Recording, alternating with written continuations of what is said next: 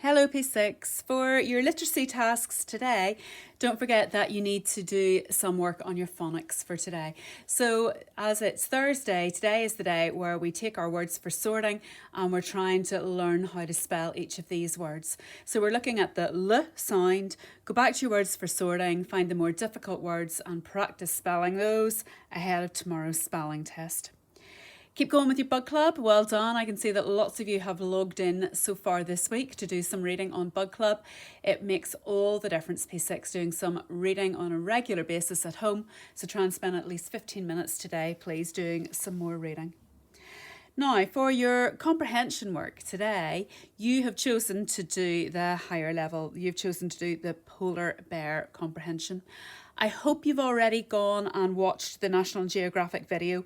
If you haven't, just pause this video now, go and watch the polar bear video on National Geographic. It's brilliant because it shows you polar bears in their natural habitat and tells you all about their fur and what they eat. It's a really good video to watch.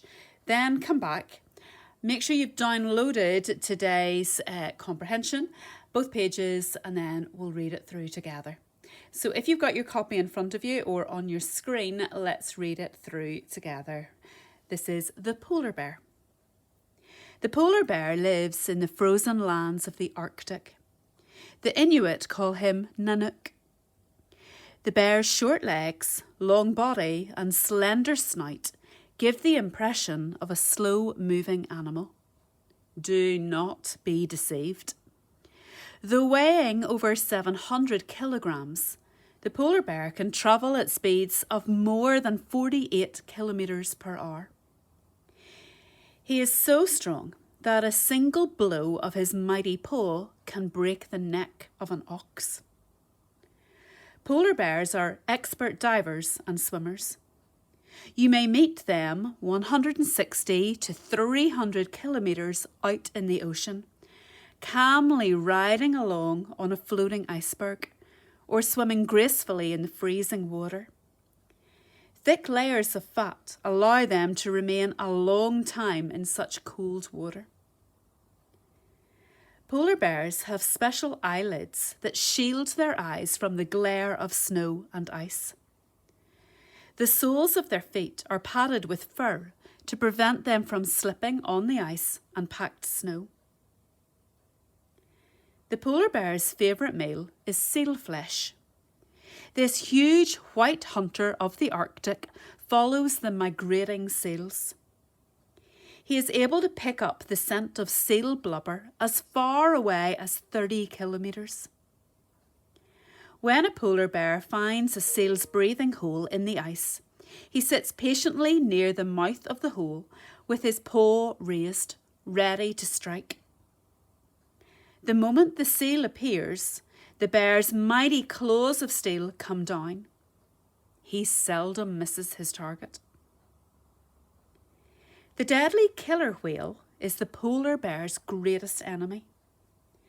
In the water, the bear is no match for this huge sea mammal.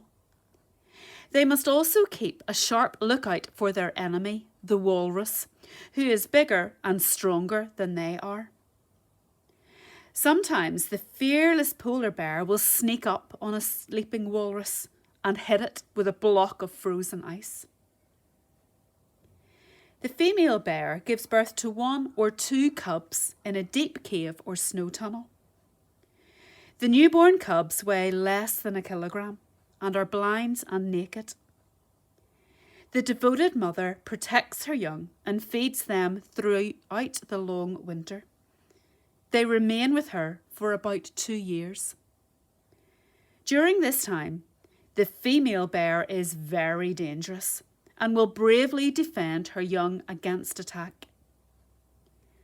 When the young polar bears are strong enough, they wander off to lead their own solitary lives in the land of snow and ice.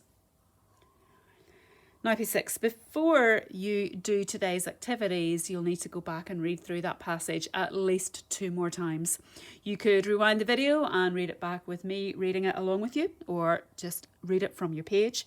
But it's really important that before you do anything else, you go and read that passage through at least 2 more times.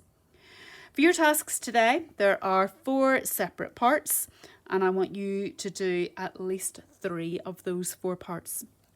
In part A, you have been given 10 questions that all relate to the passage.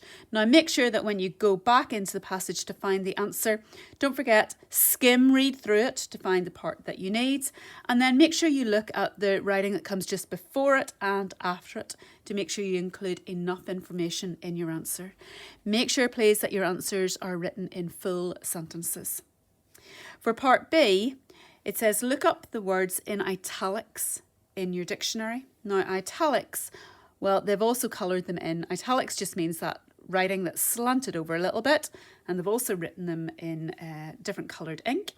So look up those words in your dictionary. Now, if you don't have a dictionary at home, I've given you a link to an online dictionary that you can use to look up these words. So find out what these words mean. And if possible, go and put each of those into a sentence of your own. For your third task, last week we were practicing summarising. So what is this passage about? Could you take this passage and break it down into about 10 sentences, no more?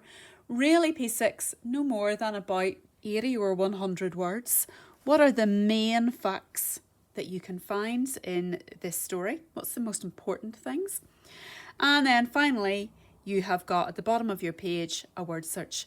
You've been given 12 words that appear in our polar bear comprehension. Can you find them in the word search?